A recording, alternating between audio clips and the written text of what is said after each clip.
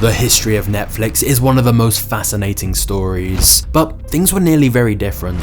At one point, Netflix was a small DVD rental service on the verge of going out of business, and they were desperately trying to sell their company to their biggest competitor, Blockbuster. However, Blockbuster turned their offer down and laughed them out the room. Fast forward a couple of decades, and Blockbuster have long since gone bankrupt, whilst Netflix went on to be worth over $200 billion, win countless prestigious awards, and completely revolutionize entertainment. So how did they do it? And most importantly, why is Netflix now in very deep trouble?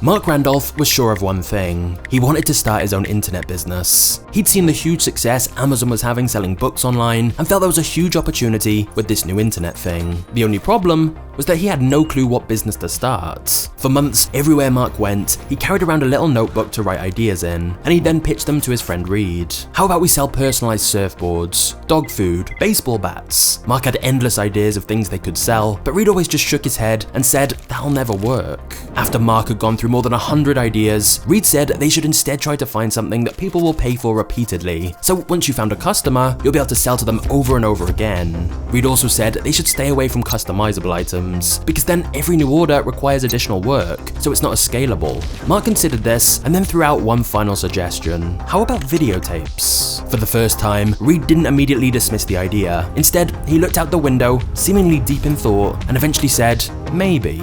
Now, here's the thing. Right before Marc had mentioned videotapes, Reed had just been fined a $40 late fee by Blockbuster for returning a movie late. Reed thought to himself that perhaps movie rentals was the industry in need of a change. Perhaps this could be their big business idea, renting out movies via the internet.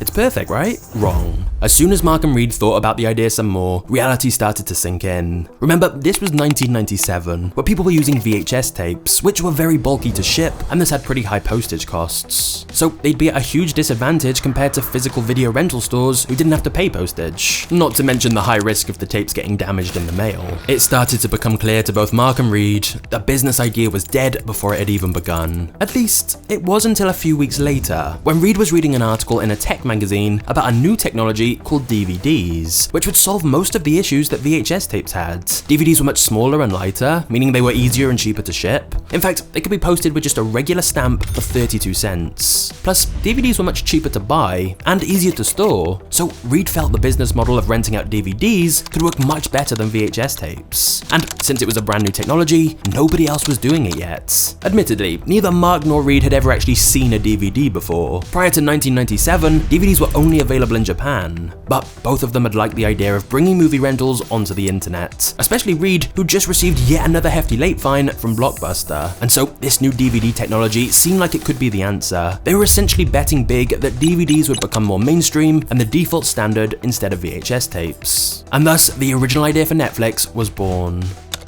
The business model was fairly simple. Marc and Reed would buy a big collection of DVDs and create a website where people could rent them out for a small fee each. After a customer placed an order, they'd mail them the DVD of their choice in a protective sleeve, and it'd be at their doorstep in a couple of days. Once they'd watched it, the customer would simply put the DVD into a prepaid return envelope that was included with the order and send it back. So, now they had their business idea, they needed some money to fund it. Luckily, Reed already had some of his own money to invest from a previous business venture, but Marc couldn't really afford to put much money in himself, so he instead turned to his mother, who became one of Netflix's earliest investors. Of course, she only invested because she wanted to support her son, yet that initial investment would go on to make her insanely wealthy. By the end of 1997, Marc and Reed had used their initial money to get a little office and hire a small team. Admittedly, it was all very low budget. They had just a few cheap folding tables, along with old secondhand furniture, and the employees they'd hired were working for well below average wages, but they promised them stock options, meaning those early employees would get a big payout if Netflix succeeded. Although initially, none of the team wanted the company to be called Netflix. The word Flix had a pretty negative, low-quality connotation, so they all came up with other name ideas like Luna, Cinema Center, Now Showing, Scene 1, and Videopix. But eventually, they all decided it would make sense to have a name that would combine one word related to the internet and one word related to movies. And since Netflix hit that criteria, plus it was short and kinda catchy, eventually they just went with that and the name stuck. The small Netflix team then spent the next few months building their website and buying multiple copies of literally every DVD they possibly could. Since the DVD format was still new, there were only around 800 titles available because a lot of movie studios hadn't been releasing their films on DVD yet. But Netflix tracked them all down so they could legitimately claim to have every DVD that had been made.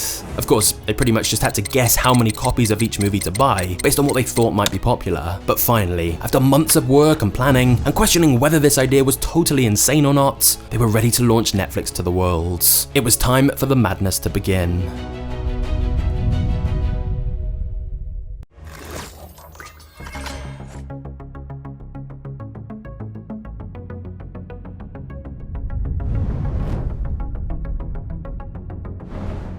It was 8:56 AM, and to say that the small Netflix team were nervous would be a ridiculous understatement. Marc could feel beads of sweat on his forehead as he checked the clock once again. At 9 AM, they would make the Netflix website publicly accessible to the world. The team had been preparing for this moment for months. They'd even lined up a bunch of interviews with news outlets and reporters so that as soon as they put the website live, they'd get lots of media attention to introduce people to their new service. However, the biggest reason for their anxiety was none of them had any idea how many orders to expect. It could be 0, it could be 10, it could be hundreds. At 9 AM on the dot, one of the engineers made a few clicks on his computer and the Netflix site was officially live. They'd hooked up a bell to the computer so it would ring whenever they got a new sale. And so, to get the ball rolling, Marc himself placed the first ever order on Netflix. He rented a copy of Casino and entered his details to get it shipped to his home address. The bell rang and Netflix were in business. A minute later, the bell rang again, and again. And again, these were now real customers, strangers somewhere on the internet who were ordering DVDs for themselves. You see, in the weeks leading up to the website launch, the Netflix team had infiltrated online forums and bulletin boards for movie fans and started building up profiles on these sites as if they were normal users. Then, as soon as the Netflix website launched, they started making comments like, "Anyone try out that new DVD by mail company yet? Netflix? Looks like they have hundreds of DVDs. Prices are pretty good too." Obviously, they gave no indication they worked for Netflix. And so people on these forums just thought it was genuine comments, which helped drive some movie fans to the Netflix website right from day one. Marc was excited and went off to the other room in the office to do his scheduled interviews with the media to help drum up even more publicity for Netflix's launch. And for 15 glorious minutes, the orders continued to roll in. But then Marc noticed the bell had stopped ringing, meaning the orders had stopped coming in. And it soon became clear from the worried expressions from everyone else in the office, something had gone horribly wrong. Turns out they'd had too much traffic, and their website had crashed. Remember, this was long before the days of cloud hosting, where you could instantly just add more servers and bandwidth. Back in 1998, you had servers physically in your office to host your website, and Netflix hadn't bought enough of them, so someone had to run to the electronics store nearby to buy some more servers. They'd simply not expected demand to be this high on day one.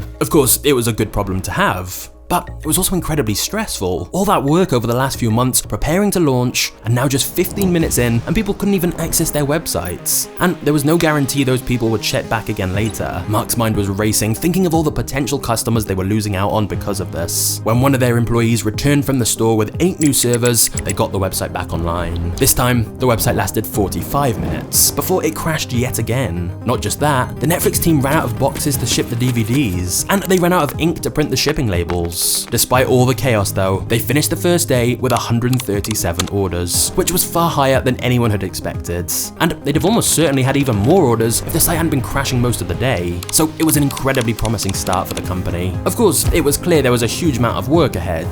There were several massive things they'd completely overlooked, like they hadn't set up automatic order confirmations, so the team was manually emailing everyone who placed an order. Plus, they hadn't even thought about how to handle international orders to other countries. And of course, the most urgent issue of all, simply trying to stop the site from crashing. The Netflix team knew they'd be working very late that night, so they ordered pizza, feeling optimistic about their new company. Of course, at that moment, not a single one of the Netflix team could have possibly predicted what would happen next.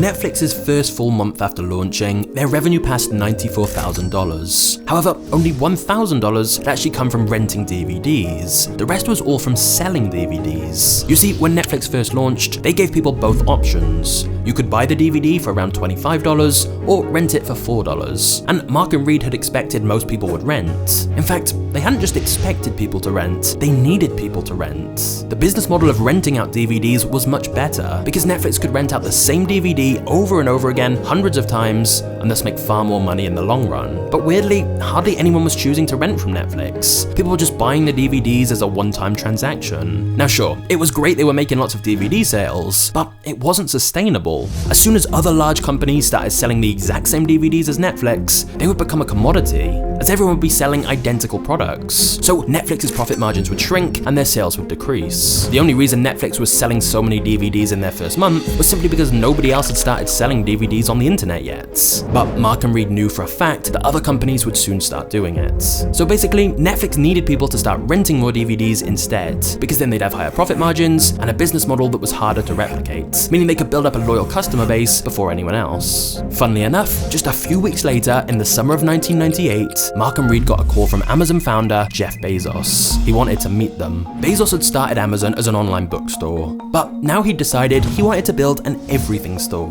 and he was eyeing up DVDs as one of the next products Amazon could start selling. Since Amazon was pretty flush with cash after going public, Jeff was looking at the possibility of acquiring Netflix and integrating it into Amazon. In many ways, this was win-win for both sides. For Amazon, it would be much faster for them to get into the DVD market by buying Netflix instead of starting completely from scratch. And for Marc and Reed, it would mean they get a huge chunk of money for just a few months of work. Plus, they knew if they didn't sell Netflix to Amazon, it was only a matter of time before they were in direct competition with them. There was just one problem though.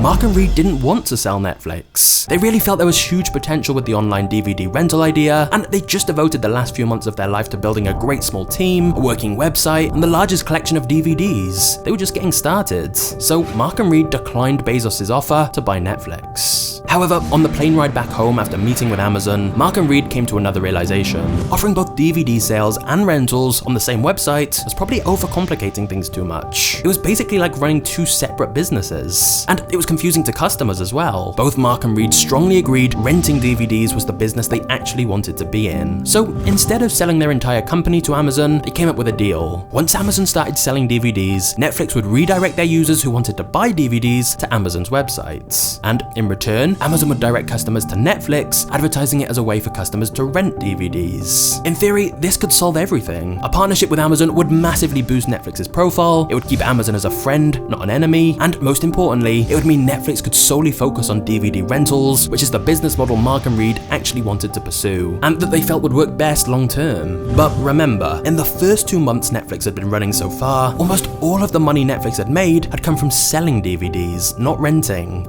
So Netflix were about to ditch the part of their business that was actually working well. What could possibly go wrong?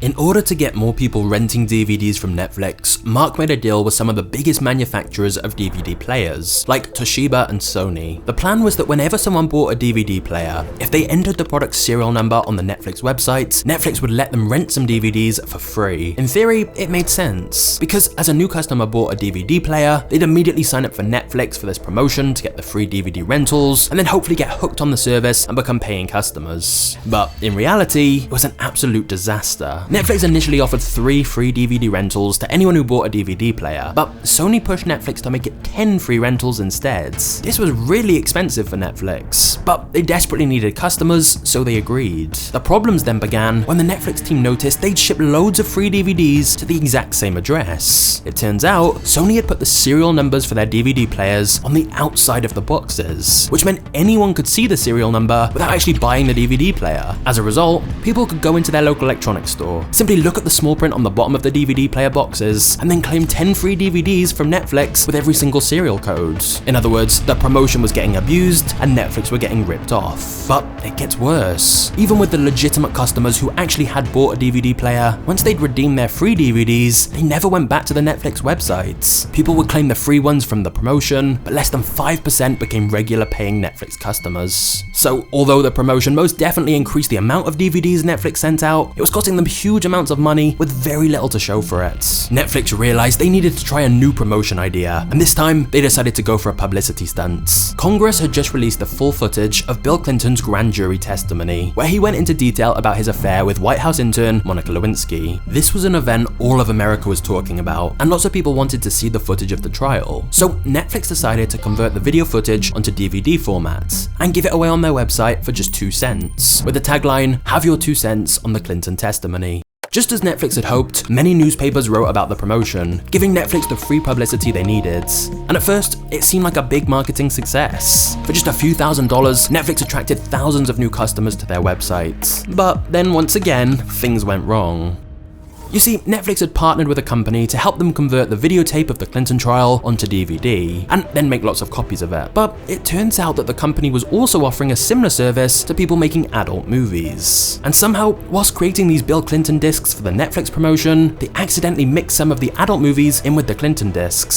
Since all the DVDs were unlabeled, nobody realized about the mix-up until Netflix had already sent some of their users some pretty hardcore stuff. Of course, as soon as Netflix realized about the mix-up, they sent an email apologizing to everyone who'd signed up for this promotion, and asked that people return the explicit DVDs so Netflix could send them the proper Bill Clinton DVD as they'd advertised. Although, funnily enough, not a single person returned it. However, all of this didn't change the fact that Netflix was hemorrhaging money. None of their promotions were leading to returning customers, and the deal they'd made with Amazon wasn't going well either. Netflix had sent them loads of traffic, but Amazon wasn't sending many customers back towards Netflix. Things were all looking quite bleak, and Marc couldn't help wondering, should we have just sold to Amazon when we had the chance? Or should we have stuck with selling DVDs instead of renting them? And then things got even worse. Reed pulled Marc aside and said, "I'm worried about us. Actually, I'm worried about you, about your judgment." Now remember, Reed and Marc were both co-founders of Netflix. Reed had put up most of the money, but hadn't been as active within the company. Meanwhile, Marc was running the company as CEO, devoting most of his time to it. However, Reed opened his laptop to a PowerPoint he'd prepared and began to explain some of the many issues he felt Netflix was having. Reed tried to explain as politely as he could that he was concerned about Marc's recent choices. For example, some of his decisions with promotions, hiring, and the finances of the company, which admittedly were in a pretty bad state. Reed had always been pretty blunt and direct, but this presentation completely caught Marc off guard. He was furious. Was Reed seriously going to give him a presentation on all the ways Marc was failing as a CEO? Reed eventually ended by saying he wanted to become the Netflix CEO, and that Marc should move to the role of president. He said they'd be a team working together, but Reed should have the official CEO title. Marc was completely overwhelmed by all this. He was angry. He was hurt. He considered Reed not just a co-founder, but a good friend, and this felt like a betrayal. But the worst part of all for Marc was that he knew Reed was right. Even though Marc had been essential in getting Netflix started, Reed simply had a lot more experience of running a company compared to Marc. And since Reed had a very good reputation in the tech industry after selling his previous business, he knew that Reed being CEO would be more popular with investors and help them get more attention and funding. After Marc had calmed down and rationalized the whole thing, he accepted. His job title wasn't that important to him anyway, and he'd still be heavily involved in any big decisions. Plus, he felt with Reed now giving Netflix 100% of his focus, they had a better shot of making this work. Of course, making Reed CEO wasn't magically going to fix all their problems. The reality was they were still struggling to get enough customers renting DVDs from them for the business to be profitable. Marc went for a run to clear his mind and try to process everything. And whilst he was running, an idea struck him. An idea that might just change everything.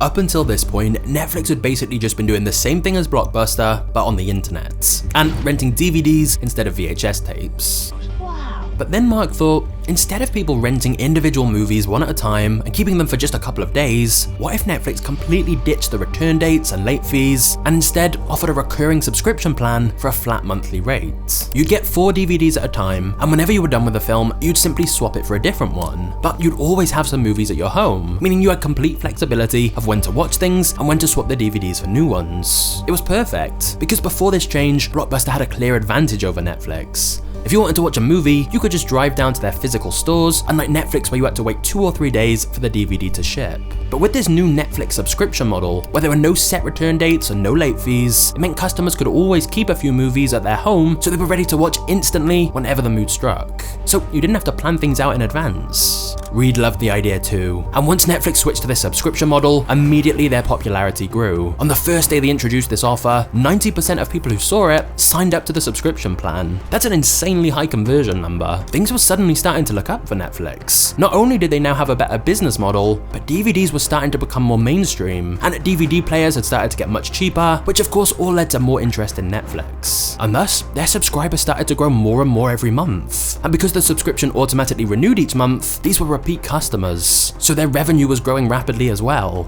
However, things got even better for Netflix when they started developing an algorithm to match the right DVDs to the right people. Netflix had realized that as they added more and more DVDs to their collection, it was important users could easily find movies they liked. Not only would it make users more likely to renew their subscription each month, but Netflix wanted a way for people to discover movies that were cheaper for the company to buy. Because if everyone was just renting the newest, most in-demand DVDs, it would be more expensive for the company. But a recommendation algorithm would help people find DVDs specific to their tastes. So Netflix developed an algorithm called CineMatch to pick up on patterns between users who watch similar things. They also started asking users to rate the movies they watched, to help their prediction algorithm understand what each individual was enjoying, and what to recommend more of. Once again, this gave Netflix another advantage over competitors. So after several rocky years of changing their business model multiple times, Netflix were now finally on track. And then... It's described as nothing short of breathtaking, a points drop never before seen on the US market. This closing bell might as well have been an alarm, so savage was the selling. For an internet-based company that was investing heavily in growth, the dot-com crash was a disaster. Funding for internet companies completely dried up, and the sentiment towards internet businesses changed. As a result, Marc and Reed had to take some drastic action.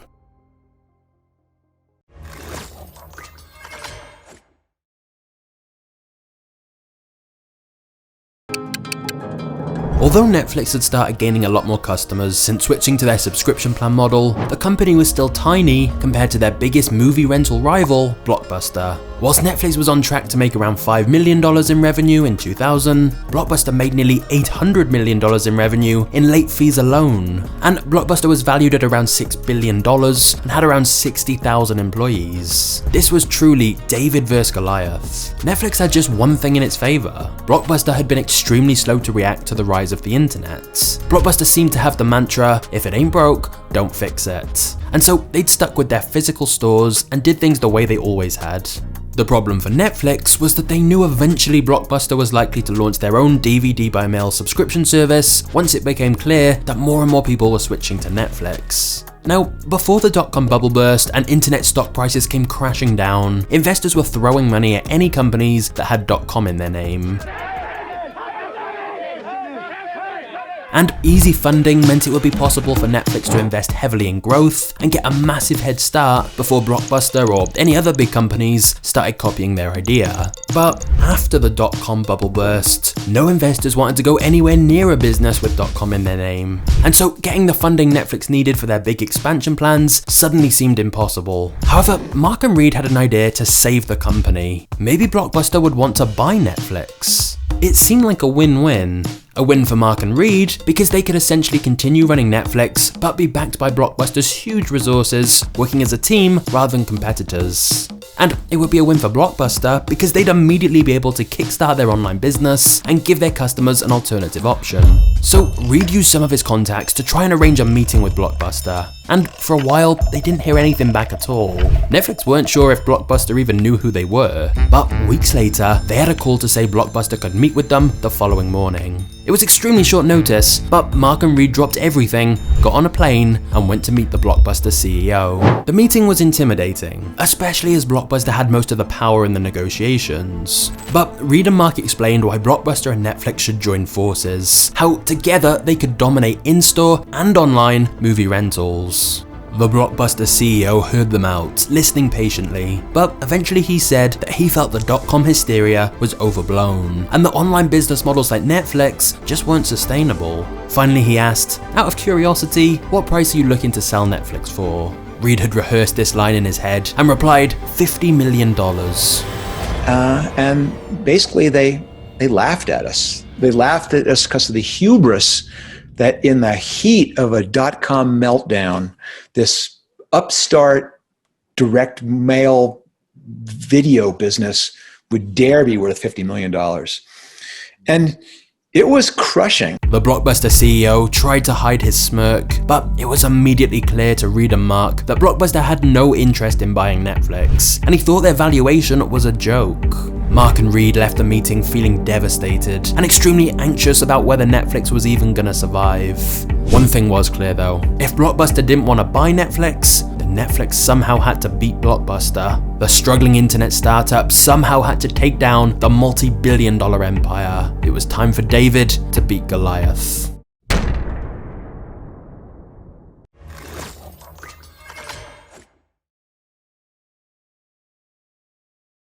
Since Netflix knew money was going to be a lot tighter, they had to lay off a third of their employees. However, something interesting happened once they did this. They seemed to get more work done with less people. They kept only their best employees, their star players, and as a result, the company became leaner and more efficient, more focused and decisive. Plus, their service was genuinely popular with customers, so it seemed like Netflix might just about make it through these difficult economic times. But of course, to have any hope of competing with Blockbuster, they still needed money. And so in 2002, Netflix had its IPO, which is where a company starts selling their shares to the public on the stock market as a way to raise more money.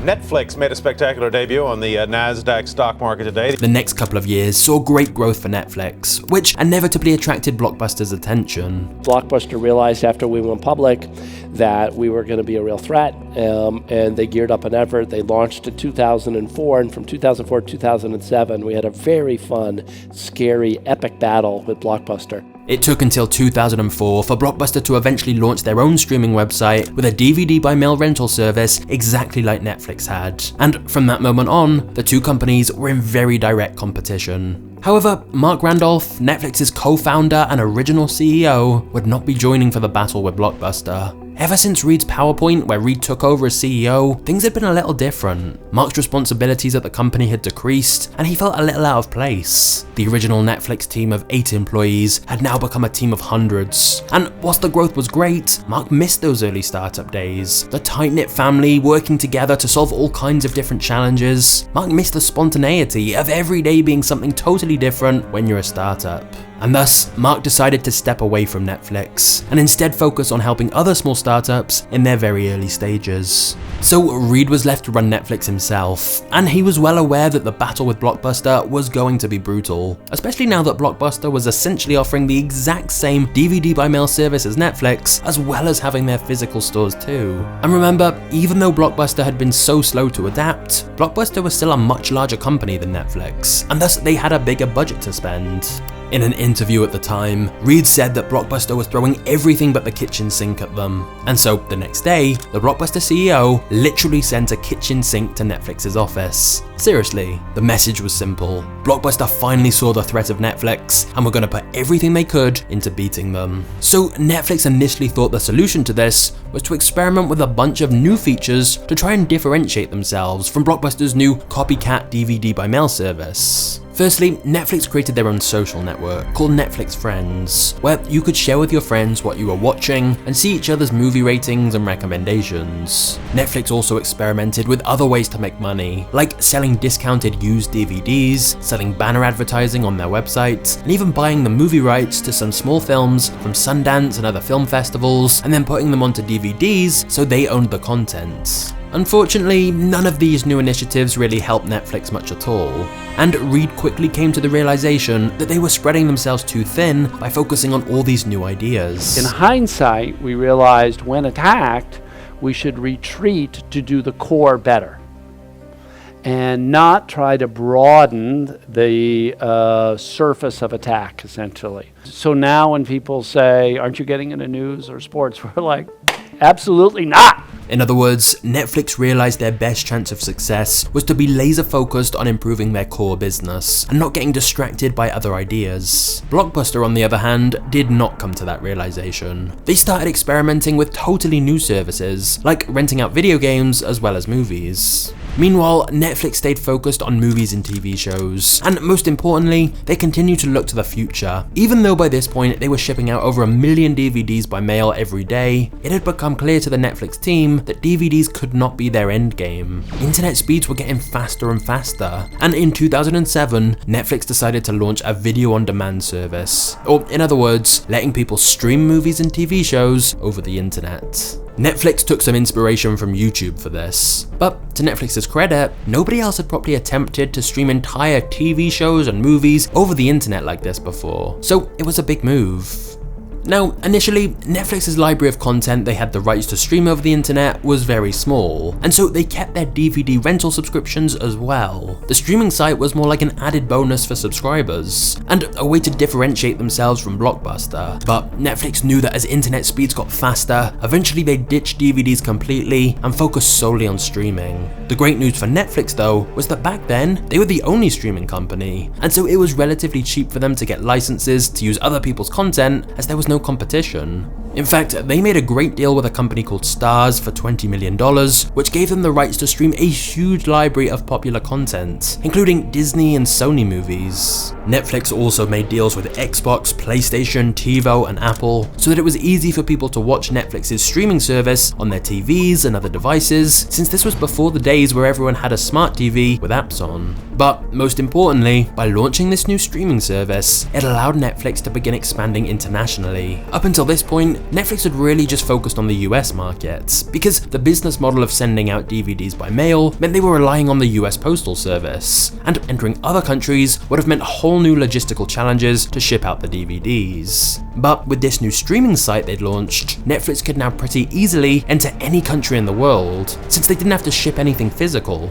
Meanwhile, Netflix also continued to invest heavily in their recommendation algorithm to match users to the right content, because they'd realized that their previous rating system wasn't actually the best way to understand what customers really wanted. Everyone would rate Schindler's List 5 stars, and then they'd rate Adam Sandler, The Do-Over 3 stars. Okay, but in fact, when you looked at what they watched, it was almost always Adam Sandler. Okay, and so what happens is when we rate and we're metacognitive about quality, that's sort of our aspirational self. And it works out much better to please people to look at the actual choices that they make. So in 2007, Netflix ran a public contest called the Netflix Prize, where they offered $1 million reward for the best prediction algorithm to help match users to the right content. The contest was open to anyone at all, and so it not only helped Netflix get a better recommendation algorithm, but it was great marketing for the company too, because lots of new customers heard about Netflix because of this $1 million competition they ran. Over the years, Netflix would continue to invest in trying to personalize their service to each user. For example, nowadays, different users see different thumbnails on Netflix's websites based on what Netflix's algorithms think someone is more likely to click on, using all the data they have about a user's viewing preferences. However, whilst Netflix were making a lot of good decisions, in the mid-2000s, Blockbuster was also busy trying to promote its DVD by mail rental service to try and win back some of the customers they'd lost to Netflix. Blockbuster even decided to ditch their late fees like Netflix had done. No more late fees! No more late fees! However, Blockbuster got a little greedy here. Whilst they did scrap late fees for people who returned movies late, they changed it so that if you didn't bring the movie back within a week of the date you were given, they automatically charged you the full price of buying the movie and said it was yours to keep whether you wanted it or not. So they tried to spin it like they were making a really great improvement to their service like Netflix had done, but it came across as a bit of a greedy cash grab. Blockbuster also had rewind fees if you'd forgotten to rewind your VHS tape back to the beginning when you returned it. Basically, it seemed like Blockbuster's strategies to make more money often involved giving the customer a worse experience or squeezing money out of them, whereas Netflix back then tried to make more money by improving the customer experience. Gradually, more and more customers started to drift over to Netflix, especially after Netflix had launched their streaming site, which was ultimately just way more convenient than renting DVDs by mail or in physical stores. And thus, by 2010, Blockbuster had filed for bankruptcy. Video rental chain Blockbuster has filed for Chapter 11 bankruptcy protection. Blockbuster has been synonymous with the home video market, but has been losing money and market share for years. Competition from the likes of Netflix and Redbox weighed on the retailer dependent on its brick-and-mortar infrastructure. But why exactly did Netflix beat Blockbuster? And are there any lessons we can learn here? Well, clearly Blockbuster was consistently slow to react to changes in technology. Netflix was proactive about innovation, Blockbuster was extremely reactive, and repeatedly failed to adapt until it was too late, leaving them stuck in the past. Really, if they had started 2 years earlier, they probably would have won, in perfect hindsight, because they would have just even though it was messy execution, they would have overwhelmed us. Blockbuster was too busy making money with their current business model to realize how fast things were changing with the internet, and Netflix was always a few steps ahead. Plus, the big issue for Blockbuster was that they'd expanded so rapidly and had so many physical stores, which meant they were terribly positioned to act quickly to technological changes. All that expensive real estate Blockbuster had, which had once been their big advantage, had become their biggest weakness once things started going online. In Blockbuster's defense, this type of thing isn't uncommon. Many big companies can't adapt quickly enough when their industry shifts. Think about how dominant Nokia once were in mobiles, or Kodak in photography. But companies get stuck doing things a certain way and are too bloated and bureaucratic to react quickly to changes. So a new leaner startup innovates and takes their place. And that's why Netflix deserves some credit here. Once they'd finally got things running so well with their DVD subscription service, it would have been tempting to stick with that, but instead they started focusing on streaming instead. And throughout Netflix's entire history they've been like this, like when they stopped selling DVDs to focus on rentals, or when they stopped normal rentals to focus on their subscription plan. Rather than be content with what was working, they kept trying to improve. And this was largely down to their extremely unique and bizarre culture, which we're going to look at very shortly. But for Blockbuster's management, they must surely look back and think of how differently things could have gone if they'd just made a few better decisions. Like in 1999, Blockbuster was approached by Enron to make a video-on-demand streaming service pretty similar to the one Netflix would make 8 years later. Blockbuster could have dominated the streaming industry if they'd listened to this advice and been the first ones to launch a streaming service. As this article points out, at essentially zero cost to itself, Blockbuster had been handed a video-on-demand infrastructure, and yet because they were doing so well as they were and were unwilling to adapt to a new business model, the deal never went ahead. As if that wasn't bad enough, remember as well that in 2000, Netflix literally turned up at Blockbuster's office trying to sell their company to Blockbuster for just $50 million, which was virtually nothing to Blockbuster, who were worth billions at the time, but they laughed them out the room. Of course, if Blockbuster had bought Netflix, they'd have probably stifled all the innovation anyway, so there's no guarantee Netflix would have gone on to become what it is today. But still, with hindsight, it's crazy how different things would have been if Blockbuster bought Netflix when they had the chance. Having said all of that though, it should be acknowledged that technically, Blockbuster isn't fully dead. There is actually one Blockbuster store left that's privately owned, that is basically there as a nostalgic tourist attraction. There was even a documentary made about this last ever Blockbuster store, which, ironically, was available to stream on Netflix.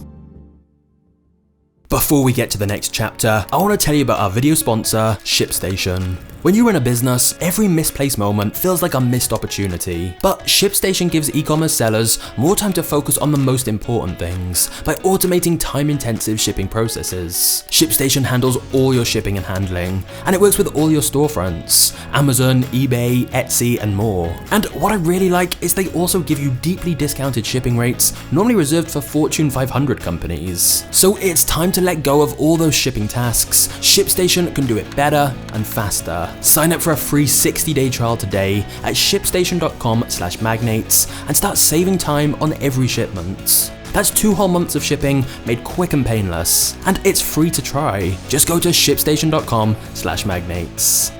Shipstation, make ship happen. And then once you've done that, let's get back to our story.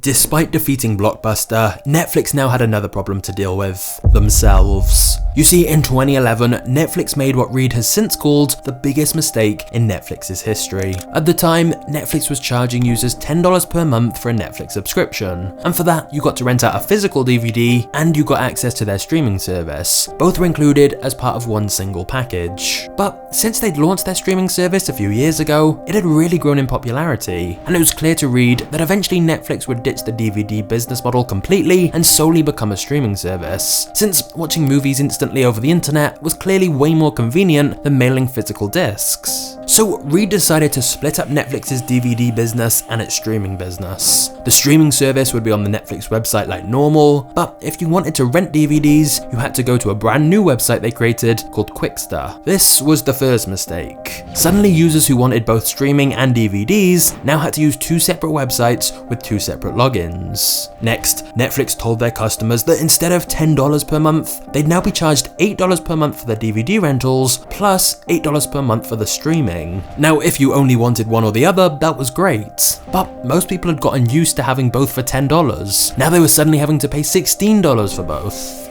It was a massive out-of-the-blue price increase right in the middle of a recession where families were really struggling, and people were paying more for a worse product because now they had to have two separate accounts managed through two separate websites. The huge mistake we made is, remember 2010, we're in the middle of a recession, still pretty deep, is we said, well, it's $8 is a good price for the DVD plan, it's a good price for the streaming plan, so the combination, which is $16, is the new price.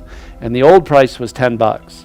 So from the customer standpoint, one day the price went up 60% in the middle of a recession, and now they had to deal with two user interfaces instead of one. So there was a huge uproar because we took 20 million US households in the middle of the 2008 recession and gave them a 60% price increase.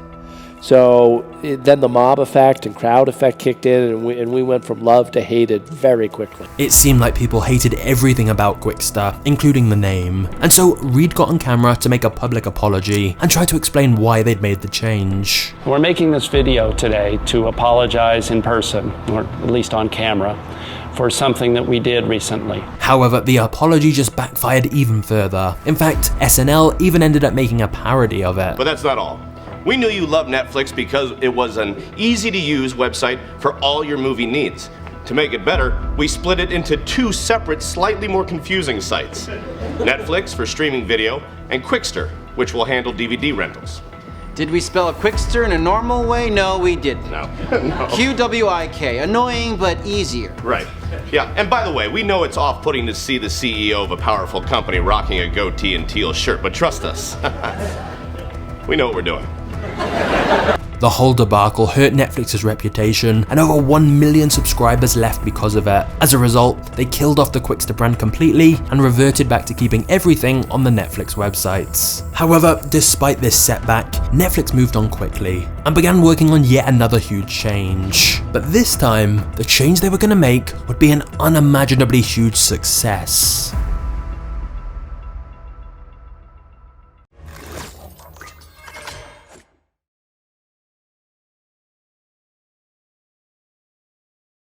Streaming movies and TV shows over the internet was great. Of all the business models Netflix had, this was clearly the best, and users loved it too. But there was one major risk. Netflix didn't own any of the content, they were just licensing it, which put Netflix in a vulnerable position if license holders ever changed their minds and didn't renew their agreement with Netflix. Now, in the past, when Netflix rented out physical DVDs, once Netflix had bought the DVD, they could do what they wanted with it. But with streaming content, if license holders didn't renew the deal, Netflix would lose that content from its streaming service. The solution was clear, but scary: original content.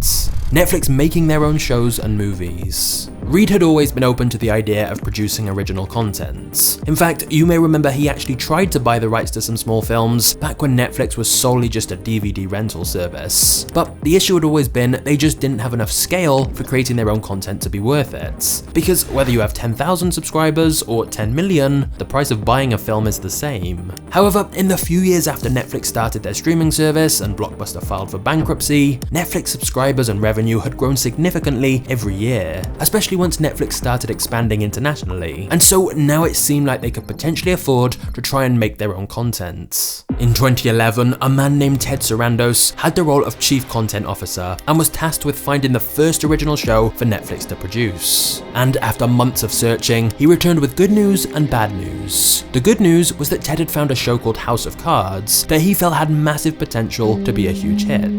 The bad news was that for Netflix to produce it, it would cost them around $100 million.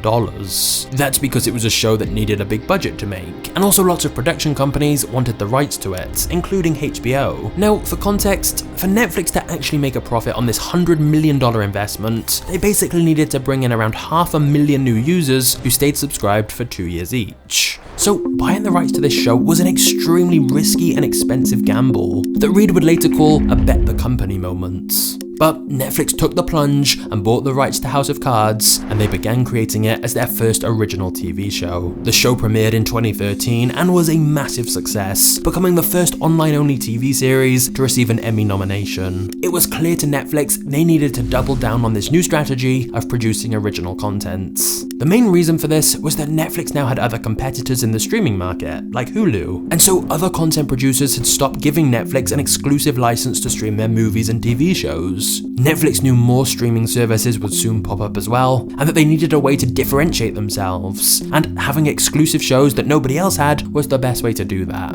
Netflix also realized that even though creating original content was expensive up front, in the long run, paying licensing fees every year may actually end up being more expensive, especially as some studios were starting to charge Netflix higher and higher licensing fees once they saw how much money Netflix was making. So Netflix dived into original content more and more, every year upping their production budget further. They initially focused more on TV shows, as they're typically a bit cheaper to make, and also they figured if people got hooked on a show, they'd stay subscribed to Netflix for future seasons. But soon, Netflix was throwing money at all kinds of different content, including some big budget movies. In fact, it even became a bit of a joke just how much content Netflix seemed to be making. Netflix, you're greenlit. Who am I speaking with? Yes, hello. We have an idea for a show that we think would be great for Netflix. Okay, great. Would you like a pilot or just go straight to an order of 6 episodes? When Netflix first started spending hundreds of millions on original content, many questioned the strategy. But as more and more streaming services later started competing with them and pulled their own content off Netflix, it became clearer that making original content was clearly Netflix's best option. And to be fair to Netflix, they're outspending competitors, outspending Hollywood studios, and in 2021 alone, they spent $17 billion on content. And Reed just wants to keep upping the amount Netflix spends on originals even further. You don't think you're going to ultimately have to take down spend? No, we plan on taking spend up quite a bit. As a result, Netflix has won countless awards and even become the first streaming platform to get an Oscar nomination for one of its originals. No one goes to the cinema, no one really watches network TV. Everyone's watching Netflix. This show should just be me coming out going, well done Netflix, you win, everything, good night. But no, we got to drag it out for 3 hours. Netflix also had an advantage in terms of the amount of data they had about their users and their viewing preferences, which helped them make decisions of what type of shows to make and what to renew. Another advantage for Netflix was that unlike traditional networks, who typically operate in a single country, Netflix had users in pretty much every country in the world. So when they produced a hit show in one country, they could easily distribute it to their subscribers in other countries too. For example, we saw this with the Korean show Squid Game, which became a massive hit all around the world. We have a show, Qwikster, out of Sweden, crime thriller.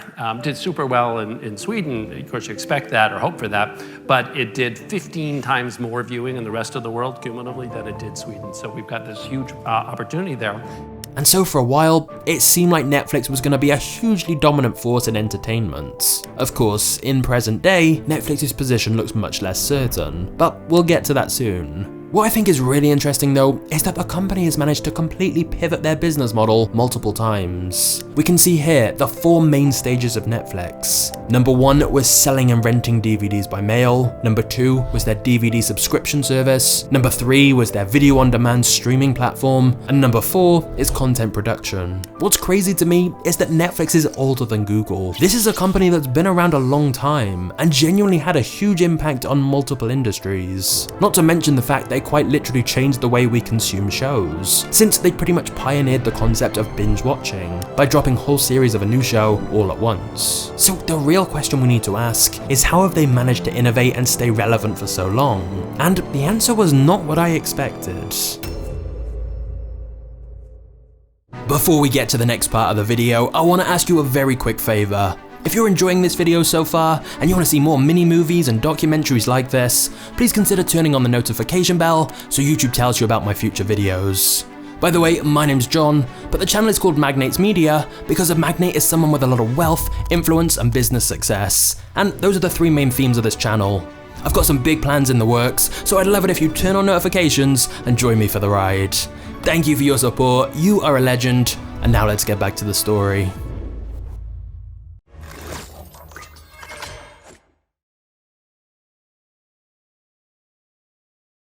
When you first join Netflix as an employee, you're shown a short presentation that includes the following sentence: adequate performance gets a generous severance package. In other words, if you're just average at your job, you'll quickly get fired. This is because Netflix's CEO, Reed Hastings, strongly believes in the concept of talent density. To illustrate what this means, we need to look at a famous experiment, where students were divided into random teams to complete various tasks. However, some teams included a paid actor who was told to be either lazy or overly negative about the work and not take the task seriously. In dozens of trials repeated over several months, the group with the underperformer did worse than the other teams by 30 to 40%. Meaning, just having one team member who wasn't pulling their weight massively affected the performance of the rest of the group as well. It was like their poor performance was contagious and brought down the enthusiasm and quality of work for everyone in the team. If you've ever been in a group project at school or work, you may have experienced this yourself. And if you haven't experienced it,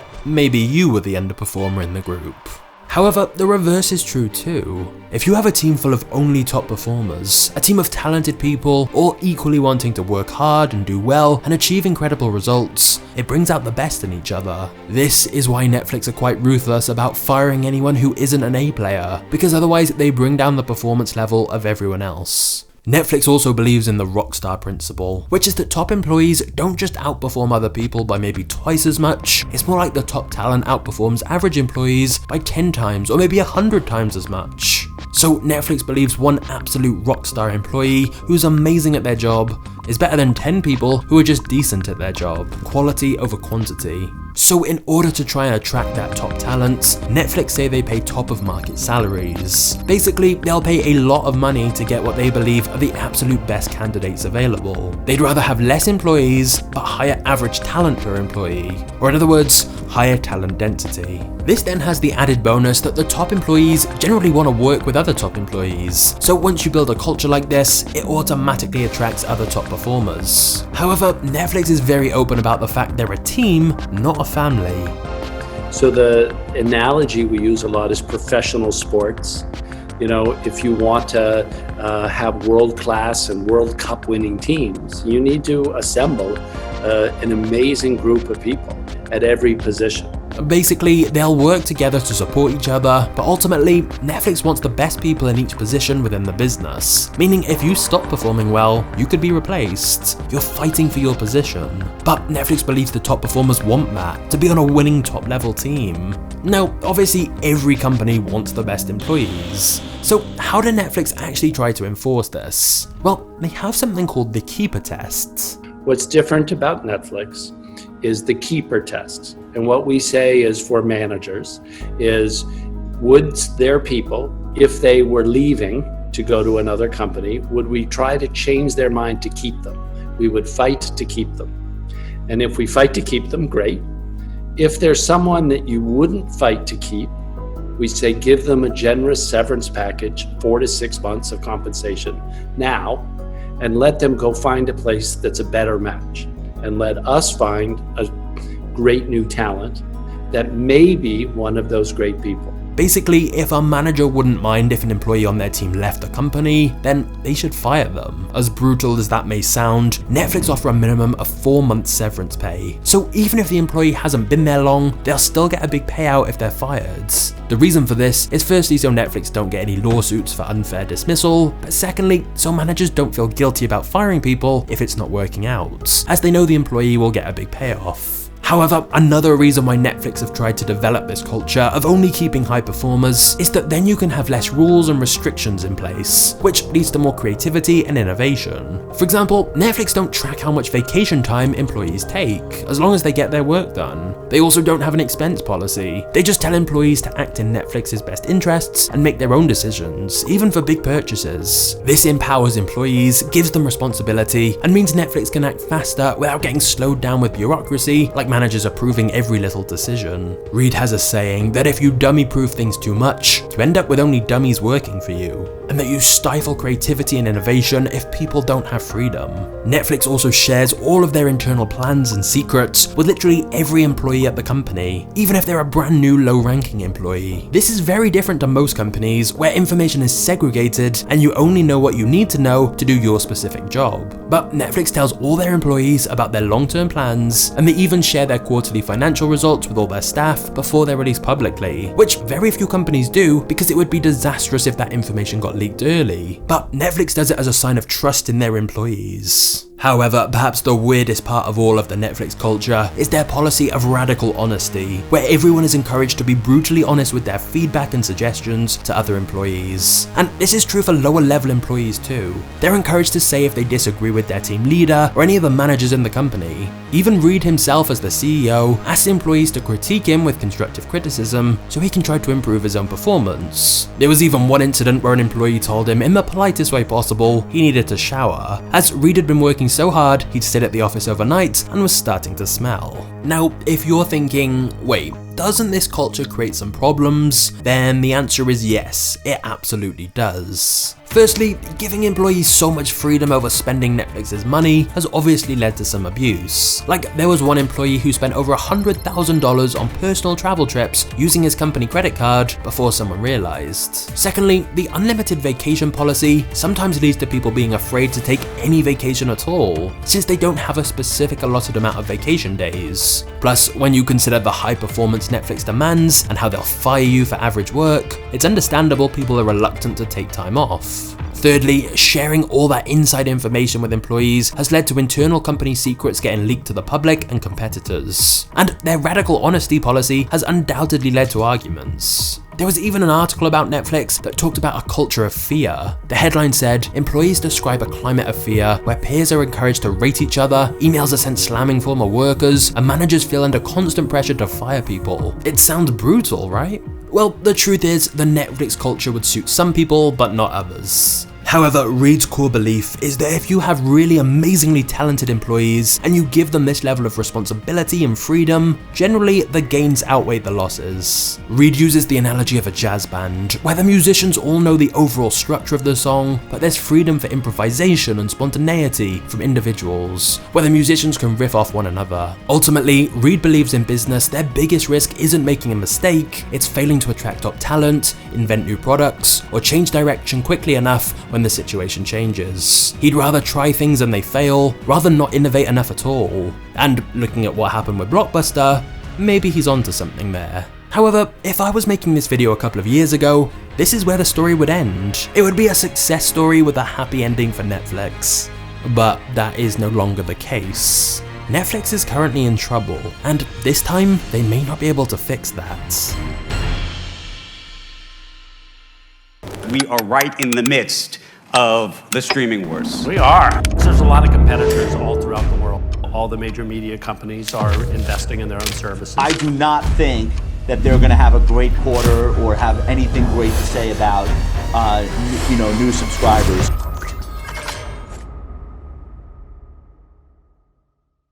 Netflix has become a victim of their own success. They led the way with streaming, and then just about everyone who makes movies or TV shows realized they wanted to get in on streaming too. In fact, not only does Netflix now have to compete against so many different networks who've launched their own streaming services, but they've also got to battle against giant tech companies like Apple and Amazon who've got into streaming and producing original content as well. And of course, it's definitely not ideal that Amazon as their competitor is the one who is powering Netflix using Amazon Web Services. All this competition is clearly bad news for Netflix in multiple ways. Firstly, of course, the simple fact that more competition obviously means consumers are more likely to pick a rival service instead of Netflix, or perhaps subscribe to Netflix for a couple of months, but then cancel and switch to a different service for another few months. However, the real bad news for Netflix was that all these companies started pulling their content off Netflix to use on their own service instead. Netflix used to have so much content from Disney and HBO and all these other networks, and now they've pulled it all off Netflix for their own streaming sites instead. As a result, Netflix has lost a lot of big shows like The Office and Friends. They've lost movies from Marvel and Disney. And whilst Netflix do of course still have some third-party content they license, it's nowhere near as cheap for them to license it as it was when they first started. However, despite all of the competition, until fairly recently, Netflix still looked to be in a good position, thanks to all the original content they're making. Plus, Netflix was one of the few companies who massively benefited from the pandemic, because suddenly the entire world was stuck at home looking for stuff to watch, and so Netflix's subscribers grew substantially. But in 2022, Netflix announced for the first time in a decade that they'd lost subscribers. And worse still, they admitted it's going to get harder to grow, and they expect to lose even more subscribers. Netflix's share price then had a truly remarkable implosion. In just a couple of days, they lost $50 billion off their market cap, and Netflix share prices still continued to plummet rapidly. Things only got worse for Netflix when they started talking about their new plans to try and make more money. For example, Netflix said they wanted to crack down on password sharing. This is a complete U-turn on Netflix's strategy when subscribers were growing. Netflix even once tweeted, "Love is sharing a password." But now their growth is slowing, they seem to want to make sure people aren't sharing passwords with friends or other households. This was made even less popular when Netflix decided to also raise their prices again. There does seem to be a worrying parallel here with Blockbuster, which is that when growth slows, they tried to squeeze more money out of existing customers, which resulted in making the service worse, instead of innovating to make the service better. Likewise, Netflix is considering introducing a cheaper subscription plan option that has ads on it. So you'd still be paying to watch Netflix, but you'd be getting ads as well. This idea was also met with a lot of criticism, because even though Netflix will continue to offer an ad-free option as well, you'll be paying a higher price for that. Now, when a lot of people hear these proposed changes, it's easy to think Netflix are basically just being greedy and driving people away. But to be fair to Netflix, it's not like they want to remove the good shows, it's just they've lost the license rights. It's not that they want to annoy users with ads, it's just they're trying to find a way to keep subscribers who want lower price subscriptions. And as for increasing the price in the first place, well, they want to raise more money to invest in making more original content, since they've lost so many licenses to other people's shows. I think the more justified criticism of Netflix is firstly the quality of shows they're making, or as SNL put it, everything. Here's a look at one of our actual pitch meetings. So, this show is about a girl named Ginny. Yes, here's money. Go. Make them. Netflix has been throwing absurd amounts of money into content, like $100 million for Jerry Seinfeld comedy specials, $20 million each to Ryan Reynolds, The Rock, and Gal Gadot for starring in Red Notice. Netflix have literally had movies that have cost hundreds of millions of dollars each, and that wasn't really an issue when Netflix subscribers kept growing so rapidly. But once subscriber growth slows, the question becomes, is this sustainable? Do they need to double down on truly quality content instead of just pumping out quantity? And then even when Netflix does make a good show, they often seem to cancel it too early, and people are less likely to get into a show if they know it's been cut short without a proper ending. If you look at people's comments on Netflix, the sentiment towards them has definitely changed recently. To many, it feels like their value proposition has got worse. Less selection, higher prices. Which is why they need to get their success ratio higher with their original shows. Because many of their competitors have much bigger back catalogs of content that people already love. When Disney Plus launched, they set a target of 60 to 90 million subscribers by 2024. In reality, they hit 90 million by early 2022, meaning they're way ahead of schedule and doing doing even better than expected. To make matters worse for Netflix, there have even been issues internally lately, with some employees walking out on the company in protest over some of the content Netflix produced, which basically led to Netflix telling employees to leave if they're offended by its content. However, let's play devil's advocate for a moment here. Is Netflix really in as much trouble as some people are making out? There's a lot of talk about the end of Netflix, but the reality is they're still the largest streaming service in the world by a wide margin. They currently have around 220 million subscribers. Plus, the fact Netflix's subscriber count was down slightly for the first time in a decade is also down to a couple of other reasons. For example, Netflix suspended their service in Russia because of the war in Ukraine, which caused Netflix to lose 700,000 subscribers. If they hadn't done this, then Netflix subscribers would have still been up from the previous quarter, and we wouldn't have had so many headlines about Netflix losing subscribers. Secondly, Netflix saw a massive increase in subscribers during the pandemic, so it's not actually surprising that they've dipped a little now that things are getting back to normal, because not as many people are watching TV. Their subscriber levels are still higher than they were before the pandemic. And thirdly, with inflation rising so rapidly, it's also not surprising some people would have cancelled their subscription. These are difficult times for some people, but just because they've currently stopped their Netflix subscription doesn't mean Netflix is now doomed to fail. So basically, I think whilst Netflix are inevitably going to lose some of their dominance with all this competition, it's hardly the death of Netflix like some people are claiming. Sure, Netflix is in a difficult situation right now, and things could definitely get a lot worse if they don't make some changes, but that's what they've always done, and so I wouldn't necessarily bet against them. You know, we've gone through a lot of changes, and we've always figured them out one by one. We lead by a significant margin in streaming, and streaming is continuing to grow around the world. What is pretty clear though is that the streaming war is bad for consumers. In most industries, it's good for customers when there's lots of competition, because it forces businesses to make their product or service better or cheaper, so customers choose them instead of a competitor. But with streaming, actually it was much better for consumers when Netflix had a near monopoly on streaming, because then everything was all in one place for an affordable price. Now everything's fragmented across so many different services. Streaming was once meant to be a cheap and easy alternative to cable, but now to watch everything you want, you need potentially hundreds of dollars a month to get all the different subscription services, and use multiple different user interfaces to try and find what you want. And so for most people, they now have to miss out on a lot of shows they want to watch. It's kind of frustrating if someone tells you about a great show, but you need a whole new subscription service to watch it. Which means talking about shows with other people isn't going to be quite the same if everyone's got different subscriptions. Of course, you could argue that all these different streaming services throwing millions and millions of dollars into original content does mean more shows are being produced overall, which means more variety, so maybe it's not all bad.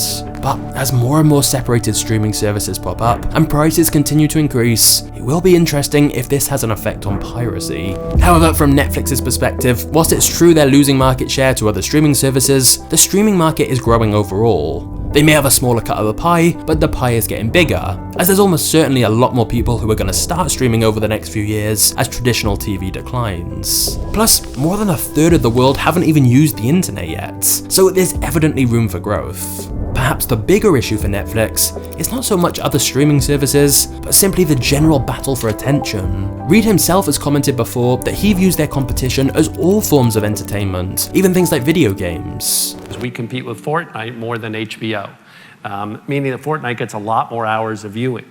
And ultimately, it's about competing for those hours of viewing. Of course, this means Netflix's competition even includes MagnatesMedia, so please remember to subscribe since I'm going to need all the help I can get. But what Reed's saying here is definitely true, and in particular, there is an argument that TikTok is a really serious threat to Netflix. TikTok gets all its content produced for free from its users, in contrast to the $17 billion Netflix is spending this year alone on original content. TikTok also has much more data on its users, and thus its recommendation algorithm is better. Plus, you don't have to actually choose what to watch on TikTok. It just autoplays, unlike Netflix where you can find yourself scrolling and scrolling, trying to find something you want to watch. Plus, you then have to commit maybe 20 minutes to an episode, unlike TikTok where the content is typically under 30 seconds, so you can watch as long as you want. Now, personally, I don't think the rise of short-form content is a good thing. I don't like TikTok or the way it operates. But from a business point of view, TikTok is doing incredibly. As this graph shows, TikTok's parent company ByteDance was well behind Netflix in revenue a few years ago. Now, they make twice as much. YouTube is also clearly a huge threat to Netflix. And one of the most fascinating examples of this is that Mr. Beast's Squid Game video got more views when it launched than the actual Squid Game TV show. And of course, YouTube didn't pay a penny in production costs. My point here is that to view Netflix's problems solely through the lens of a streaming war isn't actually the full picture. This is an attention war. And even though TikTok and YouTube sometimes get labeled as social media, they're not really. You don't tend to interact with friends like you would on Facebook or Instagram. Your feed is fully tailored to you, and you're just consuming video content like you would on Netflix. Ultimately though, whilst the future does look uncertain for Netflix right now, this is definitely not the end of the Netflix story. And there are also plenty of lessons we can learn from Netflix, like focusing on doing one thing really well instead of diversifying and spreading yourself too thin, or looking ahead to the future and pivoting to adapt to changes in technology, no matter how well things are working in the present. And so it's gonna be fascinating to see whether Netflix manages to do that once again. Having said all that, if Netflix really does fail to innovate and they end up going bankrupt, since there is technically still one Blockbuster store left, it would be a pretty bittersweet irony if Blockbuster actually managed to outlive Netflix. I hope you've enjoyed this journey through Netflix's history, and if you want to understand more on why TikTok is a real threat, not just to Netflix, but many other businesses as well, click here to watch my documentary on the insane story of TikTok. But for now, all that's left for me to say is thank you for watching this video to the end. You are a legend, and I'll see you in the next one. Cheers.